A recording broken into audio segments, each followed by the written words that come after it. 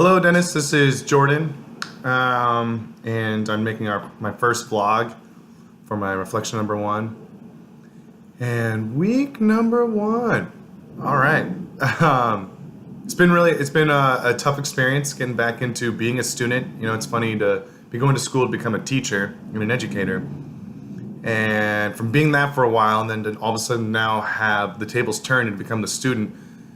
You know, there's a lot coming at you at all times, and you know, you got to keep up with it all, and that's something to keep in mind with our future students and you know the lives they're going to be leading, which are going to be so much more difficult because they're going to have so much more to consider and that's new to them and to dance through and to balance it all.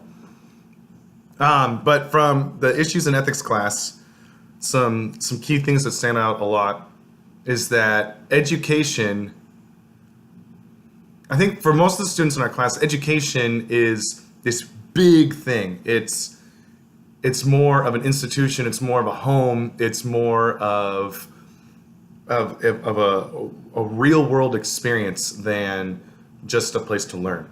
I mean, absolutely that happens there, but it's much more than that. And also that there are many ways that can be done. We learned about homeschooling and how people view that as a valid form of education. Not to say it's invalid, but you know, it's to me, you lose out on so many non-academic aspects of education by doing homeschooling. And I was about to say I'm not going to get into it, but that's kind of the whole point of these vlogs. But I want to talk more about just the different theories and pedagogies that are out there and the ways that we can teach. You know, we can be strict, we can be loose. There's parentalism, essentialism, John Dewey's, was it progressivism? I have my notes right here.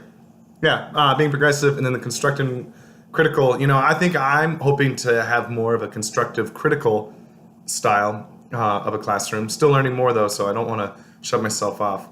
But yeah, that's just that education can look like so many different things to people, and it has so many, it has such a big purpose in our lives, and that's very important that we be intentional with it. And what else I wanted to say about so many ways to teach is that there's also so many things to consider. There's learning styles. There are the student's home environment. There's the environment of your classroom. There's the different ways to assess. It all feels like so much, and I barely understand how to craft curriculum right now. And so it's just kind of like, how do I take all these pieces together and put them into one thing that's going to benefit my students? It's going to be a lot of hard work, and I really hope that we have a lot more to learn, and I know we do, and I'm glad that we're going to be learning it. So yeah, here's my vlog for week number one, and I hope you have a good weekend, and I'll see you on Monday.